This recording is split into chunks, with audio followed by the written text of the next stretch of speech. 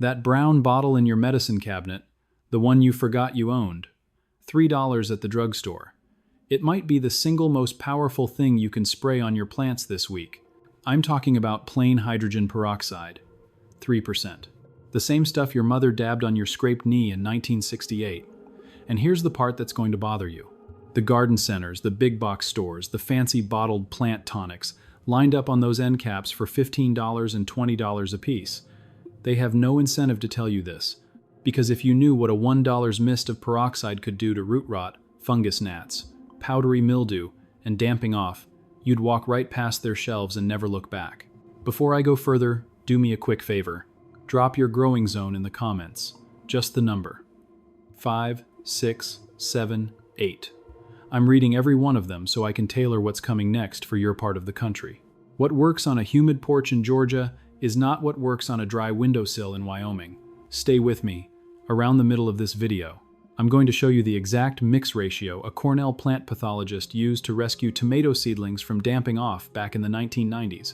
It costs less than a cup of coffee, and it works on plants you already have in the ground right now. I'll be honest with you, I spent close to 30 years buying the expensive stuff. I remember standing in a garden center outside Lancaster, Pennsylvania, one Saturday in the spring of 1996, holding a $14 bottle of root revitalizer, squinting at the ingredients, and feeling like an idiot because I couldn't pronounce half of them. Turned out the active oxygen story on the back of that label was doing the same thing as the brown bottle under my bathroom sink.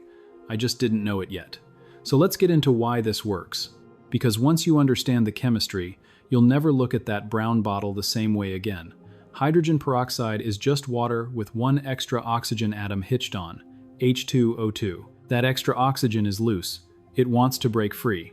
The second peroxide hits soil or a leaf or a fungus spore, that extra atom rips off and goes hunting. It oxidizes. It burns through the cell walls of bad bacteria, fungal threads, and the slimy biofilm that suffocates roots in waterlogged pots. Then it falls apart into plain water and oxygen gas. No residue, no buildup, no salt crust on your soil like you get from the synthetic fertilizers. Now here's why your plants love that extra oxygen. Roots don't just drink water, they breathe. When soil gets compacted or overwatered, the air pockets close up, the roots start to drown, and the rot moves in fast. A light peroxide drench actually fizzes oxygen straight into that dead zone. You can hear it if you lean close. A soft hiss, like a soda being opened. That's your soil waking back up. Here's your ratio. 1 tablespoon of standard 3% hydrogen peroxide to 1 cup of water. That's it. Spray it on the leaves in early morning before the sun gets hot. Pour it around the base of struggling plants once a week. No more. If you've got seedlings damping off, mist the soil surface, not the stems. And do not mix it stronger, thinking more is better. You'll burn the very roots you're trying to save. Oregon State Extension has been clear on this for years. Concentration matters more than quantity, but the leaves are only half the story. Because what's happening underneath the soil is where the real money has been hiding from you. Think about every bag of beneficial microbe inoculant you've ever seen at the garden store. $22, $28, sometimes $40 for a little pouch. The pitch is that your soil is dead and you need to buy life in a bag. Here's what they don't put on the front of the package. A diluted peroxide drench, used correctly, doesn't sterilize healthy soil. It clears the anaerobic bad guys, the rot organisms that thrive without oxygen. It leaves room for the good aerobic microbes already living in your dirt to bounce back stronger. You're not buying life. You're removing what was strangling the life you already had. An entire industry is built on you not knowing the difference. And the fungus gnats. Lord, the fungus gnats. Those tiny black flies that explode out of your houseplants every time you walk by. You don't need yellow sticky cards and neem sprays and gnat-specific drenches stacked 3 brands deep. The peroxide solution I just gave you, poured into the top inch of soil, kills the larvae on contact. The adults die off in a few days because there's nothing left to hatch. I watched my wife's African violets, the ones she's babied since 2011, go from a gnat cloud to nothing in under a week.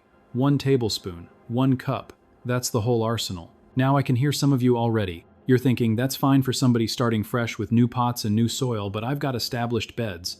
I've got a rose bush my mother planted. I've got blueberries from before the kids were born. This isn't for me. It is absolutely for you. In fact, established plants respond faster than new ones because their root systems are bigger and they're holding on to problems that have been festering for years. Here's what to do this weekend. Take a clean spray bottle, mix the same 1 tablespoon to 1 cup of water. Walk out to your established beds in the early morning when the dew is still on the leaves. Mist the undersides of the foliage on anything that's been battling powdery mildew, black spot, or that gray fuzz you get on tomatoes and squash. Don't soak it. A light mist is enough. The peroxide breaks down the fungal cell walls on contact, and because it falls apart into water, oxygen within minutes, you can do this right before the bees come out and not hurt a thing. For your tired perennial beds, pour half a gallon of the diluted mix slowly around the root zone of any plant that's been sulking. Yellow leaves, slow growth, that sad, droopy look even when the soil is moist. 9 times out of 10, that's root suffocation, not a nutrient problem. The peroxide opens the soil back up. You'll see new growth inside 10 days. I've watched it on hydrangeas that hadn't bloomed in 3 seasons. And for your vegetable garden, especially if you've been growing in the same spot for years, a light peroxide soil drench in the early spring before you plant resets the top few inches without killing the earthworms. The worms tunnel deeper. They're fine.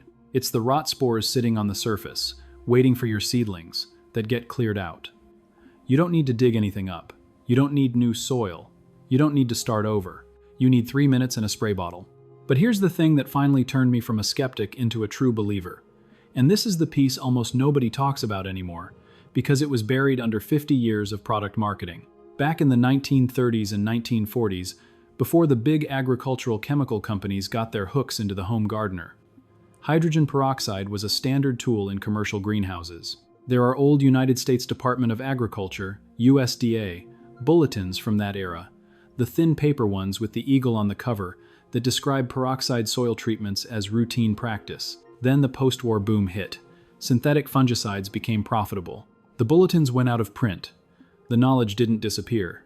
It just got quietly replaced on the store shelf by something with a higher margin. In the mid-1990s, researchers at Cornell were studying damping off in tomato seedlings, the disease that flops your seedlings over at the soil line and ruins a whole tray overnight. They tested a hydrogen peroxide soil drench against the standard commercial treatments. The peroxide treatment, at roughly that same 1 tablespoon per cup ratio, reduced seedling losses by a margin that surprised the researchers themselves. It was sitting in the published literature the whole time. Most home gardeners never heard a word about it because nobody was selling a branded peroxide product with a marketing budget. Now here is the secret finale, the piece that took me the longest to find, and the one I want you to actually try this weekend. The old greenhouse growers didn't just drench the soil, they pre-soaked their seeds. Before planting tomatoes, peppers, cucumbers, melons, even old packets of beans that had been sitting in the drawer for 3-4 years, they would soak the seeds for exactly 30 minutes in a weak peroxide solution. 1 teaspoon of 3% peroxide to 1 cup of warm water. Not the spray ratio, weaker. What it does is almost magical, and the science is simple. The peroxide softens the seed coat just enough for water to penetrate faster. It kills any surface fungus or bacteria clinging to the seed from the packet. Germination rates on old, tired seed jump dramatically. Seeds that would have rotted in cold spring soil sprout in half the time. I tested it last March on a packet of heirloom tomato seeds from 2019 that I was about to throw away. 22 out of 24 sprouted in 6 days. 30 minutes, 1 teaspoon, 1 cup of water. That's the secret the seed catalogs are absolutely not going to put in their next mailer. Every seed that germinates from your old packet is a seed you didn't buy from them this year. This is knowledge that was taken from you, slowly, quietly, 1 product launch at a time.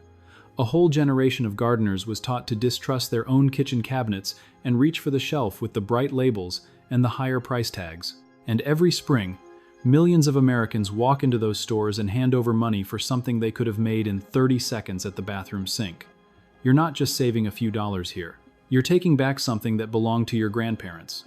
The kind of practical, hands-on, cheap-as-dirt knowledge that built every productive garden in this country before the marketing departments got involved. That's who you are. That's who's watching this video. People who refuse to keep overpaying for what a $1 bottle already does better. So tell me in the comments, your growing zone, just the number, and the 1 plant problem you're going to test this peroxide mix on first this weekend. Powdery mildew, fungus gnats, damping off, root rot, tired old seeds. Whatever it is, write it down below. I read them all, and the answers shape what I cover next. If you found something useful here, hit subscribe. Not for me. For the community of folks who are quietly putting these old methods back to work in their own yards, swapping notes, and refusing to be upsold one more spring. And before you go, here's what's coming next. There's another $3 item, probably already sitting in your pantry right now, that the lawn care companies absolutely do not want you spreading on your grass. It costs pennies per square foot, it greens up a tired lawn in under 2 weeks, and the chemistry behind it is even simpler than peroxide. I'll see you in that one.